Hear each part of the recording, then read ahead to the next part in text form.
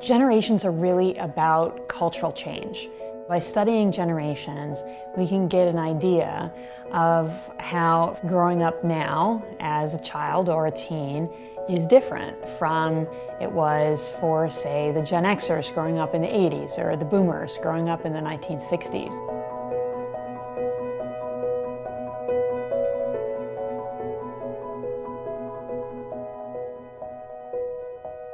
Looking specifically at numbers, we define Gen Z as those born between 1995 and 2012. 1995 just happens to be the year the internet was commercialized, so that also captures the generation of people who were born after the internet existed, who don't know a world without the internet.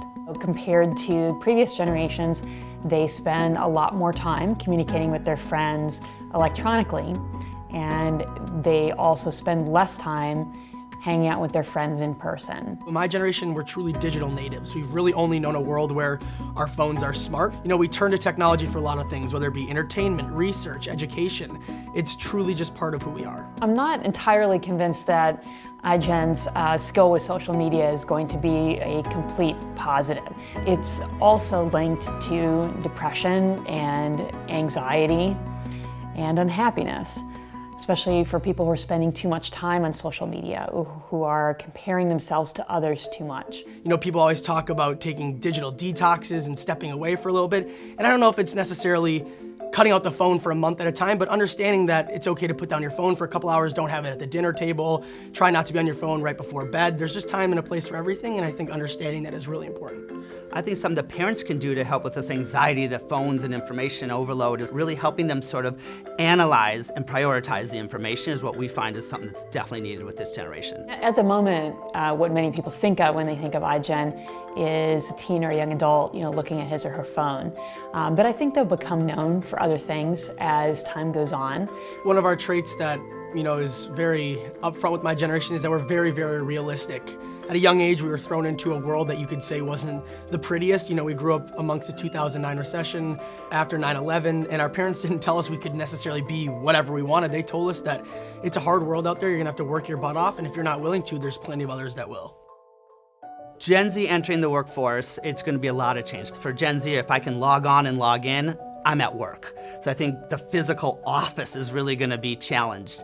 Another thing that we know about this generation that they're really gonna challenge is the pace at which things get done. And everyone talks about work-life balance. I got my work and my life, and work's from 9 to 5, and then your life, and how do we balance the two? What I love about Gen Z is they just don't think it works, and it really hasn't worked. What they go for is work-life blend, where work and life are 7 days a week, 24 hours a day. By spring of their senior year, iGen teens are less likely, compared to previous generations, to have their driver's license, to work at a paid job, to go out on dates, to drink alcohol.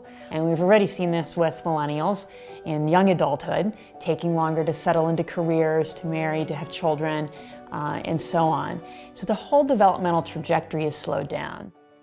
Gen Z is by far the most diverse generation ever, and we're also the most interconnected around the globe. And part of the reason is, now with our generation, when something happens, the entire world finds out immediately through social media, through hashtags. We're always connected to each other, so we feel as though whether it happened in the same building or 1,000 miles away, it is immediately affecting us because we hear about it, and so we feel obligated to help and be a part of the situation, whether it's positive or negative. They are also the one that values equality the most, whether we're talking about race or gender or sexual orientation or transgender issues. They're really much more open and focused on equality. We really do not fear failure. So whether it be through political activation or entering new workplace or trying new things, we're willing to try something and fail. And this is gonna have a great impact on the other generations. For the rest of us who have been so cautious, that's gonna really rub off to get us to step outside our box and maybe try some new things.